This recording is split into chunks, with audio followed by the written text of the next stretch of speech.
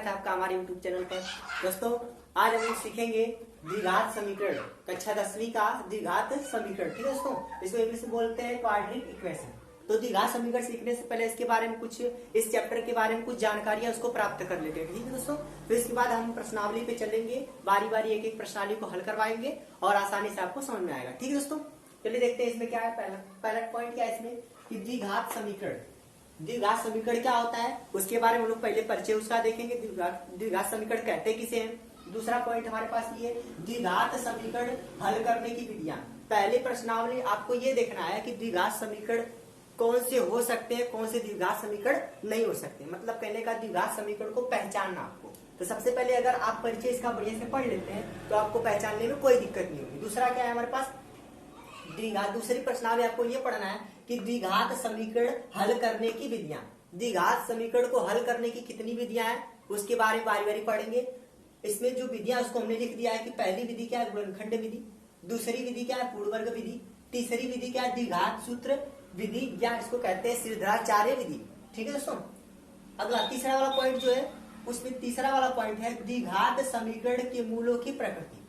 आपको ये 3 टॉपिक पढ़ना है और इन तीनों टॉपिक में पूरी प्रश्नावली का क्या हो जाएगा, खत्म हो जाएगा। ठीक दोस्तों, मतलब पूरी तीनों टॉपिक को पढ़ना है और ये पूरी प्रश्न मतलब पूरा चैप्टर ये खत्म हो जाएगा। ठीक दोस्तों, चलिए देखते हैं पहले वाले को। द्विघात समीकरण कहते हैं, हमने पीछे पढ़ा है कि बहुपद किसे कहते हैं। बहुपद के बारे में थोड़ा सा जान लेते हैं कि बहुपद क्या होता है, जिसमें चर अचर दोनों संख्याएं उपस्थित होती है। उन सभी संख्याओं की एक समूह को क्या कहते हैं, बहुपद कहते हैं। तो हमारे पास ये बहुपद है और यहाँ पे जो बहुपद दिख रहा है वो द्विघात वाला बहुपद है। कौन सा है, द्विघात। ये द्विघात का मतलब ये जो चर की संख्या जो अधिकतम कितनी होनी चाहिए, 2 होनी चाहिए।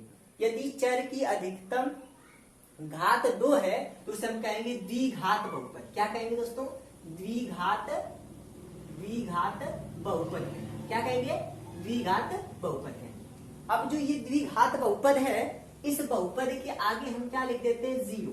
क्या लिख देंगे, 0 बराबर बना के क्या लिख देंगे, 0। तो इसे हम लोग क्या नाम देंगे, द्विघात समीकरण। क्या नाम देंगे, द्विघात समीकरण।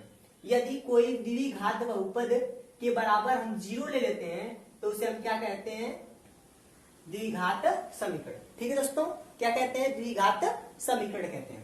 जैसे कि इसमें हमने इसकी परिभाषा भी लिखी है, इसको कैसे मतलब पहचान में कैसे क्या होगा इसके बारे में एक परिभाषा लिखी। परिभाषा क्या लिखी है कि द्विघात समीकरण कहते किसे, अगर चर की घात, चर की जो अधिकतम जो बड़ी से बड़ी घात रहेगी अगर वो 2 हो तो उसे हम क्या कहेंगे, द्विघात समीकरण कहेंगे। क्या कहेंगे दोस्तों, द्विघात समीकरण। मतलब कहने का है कि जो x y ABCD जो भी कुछ में रहेगा, x y जो रहेगा उसकी घात कितनी होनी चाहिए, अधिक वाली सबसे बड़ी वाली घात 2 होनी चाहिए। ठीक है दोस्तों, तो उसे हम लोग क्या कहेंगे, द्विघात समीकरण। तो हमारे पास ये जो लिख रहा है यहाँ पे दिख रहा है आपको, ये क्या हो जाएगा, द्विघात समीकरण हो जाएगा। ठीक है दोस्तों, अब द्विघात समीकरण को किस रूप में लिखा जाता है, होता क्या है उसके बारे में जान लेते हैं।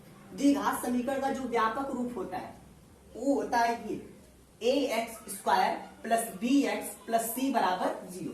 अगर कोई भी द्विघात समीकरण इस रूप का दिखेगा, कोई भी समीकरण अगर इस रूप का दिखेगा तो उसे हम कहेंगे द्विघात समीकरण। क्या कहेंगे, द्विघात समीकरण कहेंगे। जैसे यहाँ पे हमने लिखा है ax, मतलब ये वाली जो गिनती है वो कोई गिनती हो सकती है, मतलब a वाला कोई भी गिनती हो सकता है, लेकिन a गिनती होना चाहिए लेकिन वो 0 नहीं होना चाहिए। 0 के बाद कुछ भी आप ले सकते हैं, 0 नहीं होना चाहिए, बाकी कुछ भी ले सकते हैं। और b c की जगह कोई भी गिनती हो सकती है। तो ये वाला जो दिख रहा है इसी के जैसा दिख रहा है, ये वाला इसके जैसा दिख रहा है, तो इसे हम लोग क्या कहेंगे, द्विघात समीकरण। एक और हम एग्जाम्पल लिख देते हैं यहाँ पे द्विघात समीकरण का, कुछ भी हम लिख सकते हैं। 2x + 6x + 5 बराबर क्या हो जाना चाहिए, 0। तो इसमें भी 2x² दिख रहा है, x² होना चाहिए, x होना चाहिए, x होना चाहिए और ये c गिनती होनी चाहिए। तो इसे हम क्या कहेंगे, द्विघात समीकरण। ठीक है दोस्तों, अब इतना तो हमने इसके परिचय के बारे में जान लिया। अब हम देखते हैं कि पहला जो टॉपिक है द्विघात समीकरण में जो पहली प्रश्नावली है, उस पहली प्रश्नावली को कैसे हल किया जाएगा उसके बारे में देख लेते हैं। ठीक है दोस्तों, चलिए दोस्तों देखते हैं प्रश्नावली 4.1 का उन सभी प्रश्नों को देखते हैं जिसमें पूछा जा रहा है कि जांच कीजिए कि क्या निम्न समीकरण द्विघात समीकरण है या नहीं। हमको ये बताना है कि जो समीकरण लिखे गए हैं 1 2 3 4 ये सब द्विघात समीकरण है या नहीं। ठीक है दोस्तों, तो उसको पहचानने का क्या तरीका हमने बताया था कि उसमें द्विघात समीकरण का जो व्यापक रूप होता है वो होता है A X square plus B X plus C बराबर 0। ठीक है दोस्तों, क्या होता है A X square plus B X plus C बराबर 0, जहां पे ए बराबर 0 नहीं होना चाहिए, मतलब ये वाला जो होना चाहिए वो 0 नहीं। अगर इसके रूप का हम इन सभी समीकरणों को बना देते हैं तो कहेंगे वे द्विघात समीकरण है। अगर नहीं बन पाएगा उस रूप का तो उसे बोलेंगे नहीं। ठीक है दोस्तों, चलिए स्टार्ट करते हैं। इसको जानने से पहले सबसे पहले आपको कुछ फार्मूले याद होने चाहिए बीजगणित के, जैसे कि ए प्लस बी का whole square, A square plus B square plus 2ab ऐसा होता है। ए माइनस बी का whole square, A square plus B square minus 2ab।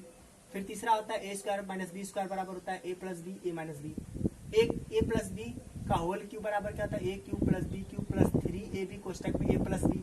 और तीसरा चौथा क्या होता है कि A cube minus B cube, A minus B का whole cube, A cube minus B cube minus 3ab कोष्टक में ए माइनस बी। आपको इस फार्मूले को देख देख के इसको लगाना है। ठीक है दोस्तों, चलिए पहले स्टार्ट करते हैं पहले वाले सवाल को। पहला सवाल हमारा क्या पूछ रहा है कि x प्लस 1 का होल स्क्वायर दिख रहा है बराबर का 2x प्लस x माइनस का 3 ऐसा दिख रहा है। हमको ये दिख रहा है कि a प्लस बी का होल स्क्वायर, मतलब इसके सूत्र के रूप का दिख रहा है, तो हम इसको इसी के हिसाब से लगाएंगे। ठीक है दोस्तों, तो लिखेंगे क्या हम a प्लस बी का होल स्क्वायर क्या होता है a स्क्वायर, मतलब ये जो पहला है वो a हो जाएगा, तो a का स्क्वायर मतलब x का स्क्वायर प्लस 1 का स्क्वायर मतलब 1 होगा। फिर प्लस का क्या होता है 2ab, तो 2ab 2a की जगह हो जाएगा x और गुणे 1 बराबर। देखो जब भी कोष्टक होता है तो कोष्टक के बाहर वाली चीज होती है, अंदर वाले कोष्टक में सभी संख्याओं में गुणा होती है। तो 2 का गुणा कराएंगे x में तो हो जाएगा क्या हमारे पास 2x, और 2 का गुणा कराएंगे इसमें तो माइनस का क्या मिलेगा 2 3 6। कैसे गुणा कराते हैं, गुणा कोष्टक पे हमेशा गुणा कराते हैं, और गुणा कराएंगे तो कोष्टक के बाहर वाली संख्या का अंदर सभी में गुणा होगा। तो 2 का गुणा कराएंगे 2x, और 2 का गुणा कराएंगे 3 में तो 2 3 6 हो जाएगा। ठीक है दोस्तों, अब हमको इस वाले समीकरण को इसके रूप का बनाना है। तो देखते हैं आगे क्या होता है कि एक्स स्क्वायर हमने लिख दिया ऐसे ही, प्लस का 1 लिख दिया हमने ऐसे ही। अब यहाँ पे होगा क्या कि इसका गुणा होगा 2 का गिनती में गुणा होगा 1 में, तो 1 कम 2 और 2 मिलेगा क्या हमारे पास x। अब बराबर कितना लिखा गया 2x माइनस का 6। अब क्या करेंगे हम कि बराबर की इधर क्या हो जाना चाहिए 0, मतलब तभी द्विघात समीकरण को हम लिख सकते हैं कि बराबर की उधर क्या हो जाना चाहिए 0 हो जाना चाहिए। तो हम सब क्या करते हैं इन सब चीजों को उठा के इधर लाते हैं, 2x को माइनस 6x को उठा के इधर लाते हैं। तो हम जानते हैं कि पक्षांतर करने पे जो चिन्ह होता है वो परिवर्तित हो जाता है। तो हो जाएगा हमारे पास 1 प्लस 2x, इधर का तो ऐसे ही लिखेंगे हम, इधर को जब इधर से इधर लाएंगे तो ये प्लस का 2x होगा, इसके आगे प्लस छिपा होगा, तो प्लस आके इधर क्या हो जाएगा माइनस का 2x हो जाएगा। ठीक दोस्तों, और यहाँ पे जो माइनस का 6 है उसको उठा के इधर लाएंगे तो क्या हो जाएगा हमारे पास प्लस का 6 हो जाएगा, बराबर क्या हुआ 0। ठीक है, आगे हम इसको हल करेंगे तो क्या होगा कि जो एक जैसी गिनती रहेगी उसको हम लिख लेंगे। तो एक्स स्क्वायर को हमने पहले लिख लिया। अब देखो यहाँ पे लिखा गया है 2x प्लस का 2x माइनस का, मतलब 2x में से 2x घटेगा तो हमारे पास क्या बचेगा 0x बचेगा। फिर उसके बाद क्या हो जाएगा 1 यहाँ का 6 यहाँ का, 6 1 मिलके कितना हो जाएगा 7 बराबर का 0। हमने क्या कहा इसके आगे 1 छिपा होगा जरूर, तो हमने कहा कि a बराबर तो 0 नहीं आया, मतलब 1 होगा यहाँ पे। अब क्या करेंगे, हमने कहा था द्विघात समीकरण में क्या होता है कि जो चर संख्या होती है उसकी बड़ी से बड़ी घात जो होनी चाहिए वो कितनी होनी चाहिए 2 होनी चाहिए। बड़ी से बड़ी घात कितनी होनी चाहिए 2 होनी चाहिए। तो यहाँ पे सबसे बड़ी घात क्या है x की 2 है, और इसको हमने 0 लिखा है, तो इसका मतलब कुछ नहीं होगा। तो मतलब कहने का जब भी इसके रूप का दिख जाएगा उसे हम कहेंगे द्विघात समीकरण। अगर चर की घात अगर अधिकतम 2 है तो उसे कहेंगे द्विघात समीकरण। यहाँ पे x की घातें 2 है तो मतलब ये द्विघात समीकरण है। अतः यह एक द्विघात समीकरण है। ठीक दोस्त, ऐसे करेंगे। अब इस वाले को ऐसे ही देख लेते हैं, इस वाले में किसी फार्मूले को लगाना नहीं है, हमको डायरेक्टली इसको कर लेना है। करेंगे क्या, हम इसको पहले ऐसे ही लिख लेंगे एक्स स्क्वायर माइनस का 2x।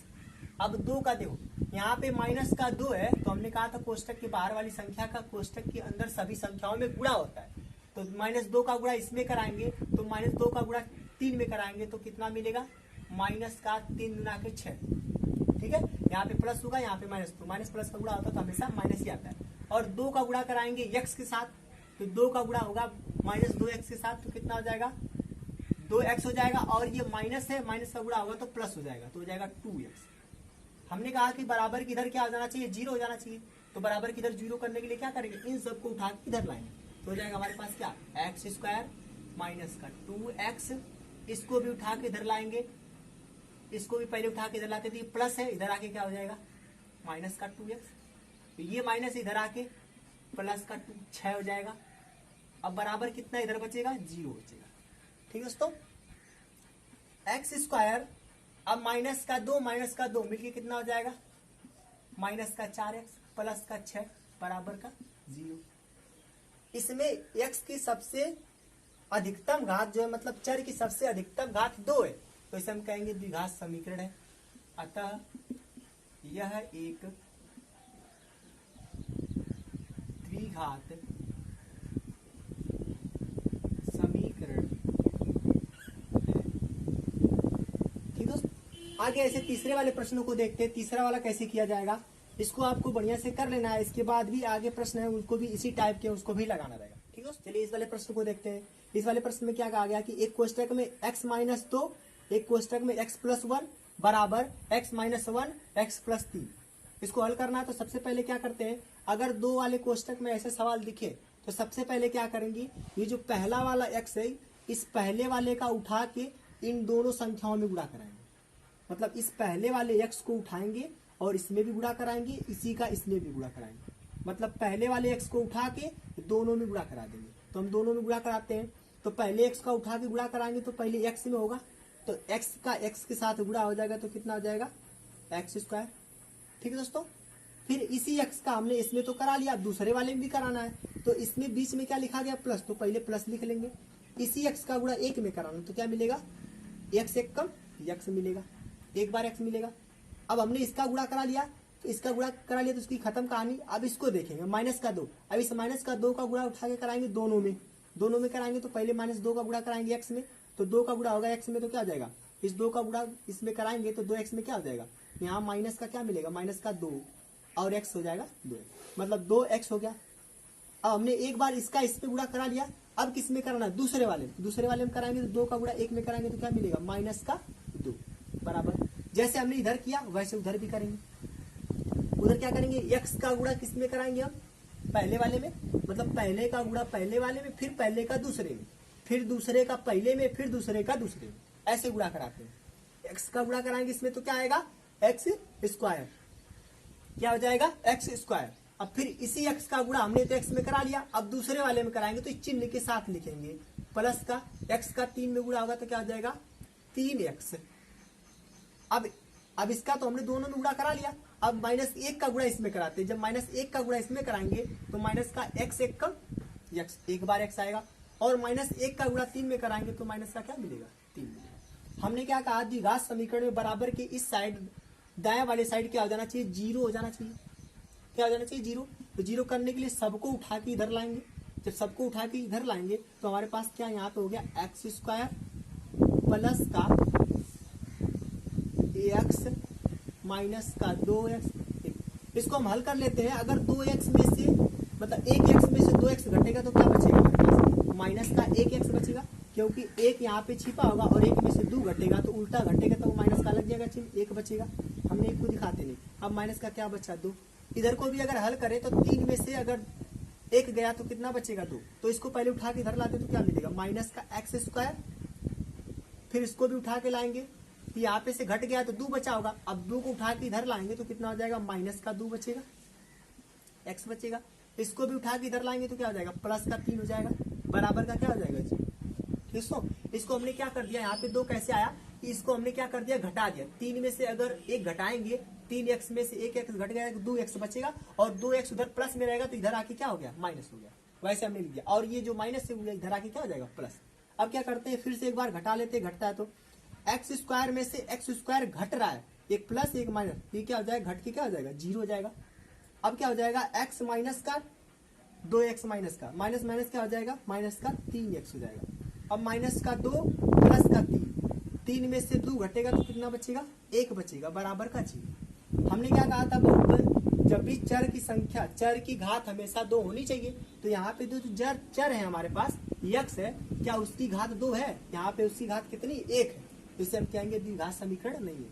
अतः यह द्विघात समीकरण नहीं है। ठीक दोस्तों, द्विघात समीकरण नहीं, क्यों नहीं है? क्योंकि यहाँ पे जो x की घात है वो सबसे बड़ी घात कितनी होनी चाहिए, 2 होनी चाहिए। तो यहाँ पे x की घात 2 नहीं है, इसलिए द्विघात समीकरण नहीं है।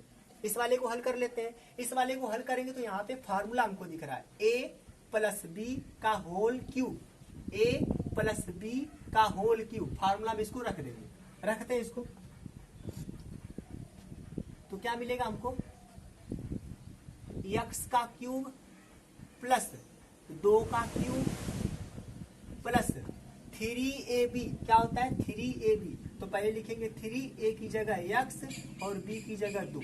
ठीक है दोस्त, अब क्या लिखेंगे कोष्टक में, a प्लस बी, a की जगह x, b की जगह 2, ये हमने लिख दिया। फिर बराबर क्या होगा हमारे पास, हमने क्या कहा था, कोष्टक वाली संख्या का अंदर गुणा कराते हैं तो दोनों में गुणा होता है। तो 2x का गुणा पहले x में कराएंगे तो क्या मिलेगा, तो 2x की घाते कितना हो जाएगा, x का गुणा होगा तो क्या हो जाएगा, x की घाते 3 हो जाएगा, क्योंकि ये घात, ये 2 घाते कुल मिला के 3 घात। अब 2x का गुणा इसमें कराएंगे तो 2 1 कम 2 और लगा देंगे x।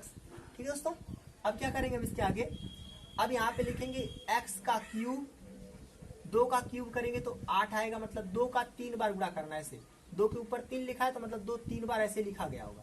तो 2 दुना के 4, 4 दुना के कितना हो जाएगा 8, तो हमने 8 लिख दिया। प्लस का 3 और 2 का गुणा कराएंगे, 3 दुना के 6 और बगल में x है तो x लिख दिया। कोष्टक में x प्लस 2 है तो x प्लस 2 हो गया। ठीक है दोस्तों, अब यहाँ से क्या हो जाएगा, 2x का क्यूब माइनस का 2x।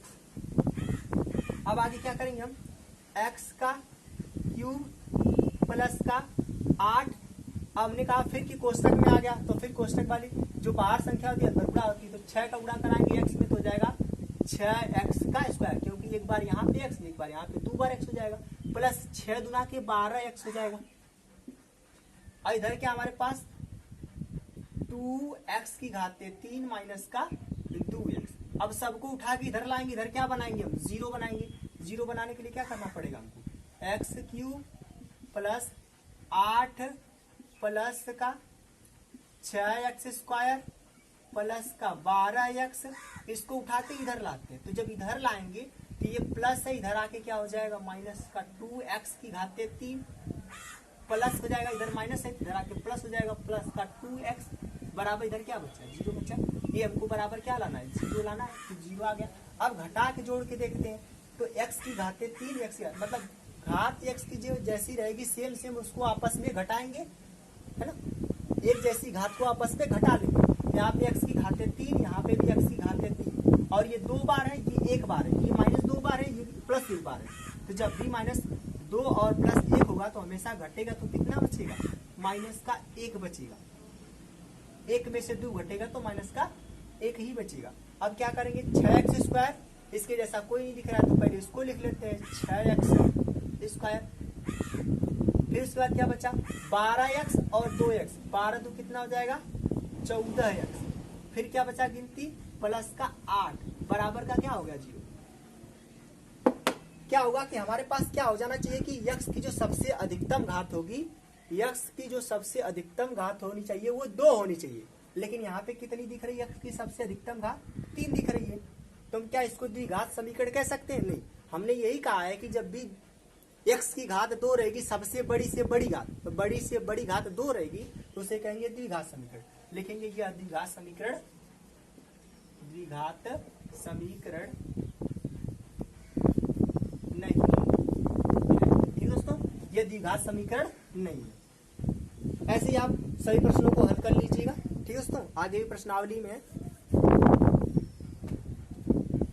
और यदि वीडियो अच्छा लगा तो वीडियो को लाइक कीजिए, शेयर कीजिए एंड सब्सक्राइब कीजिए हमारे चैनल को वाई टू स्टडी पॉइंट। ठीक है दोस्तों, धन्यवाद।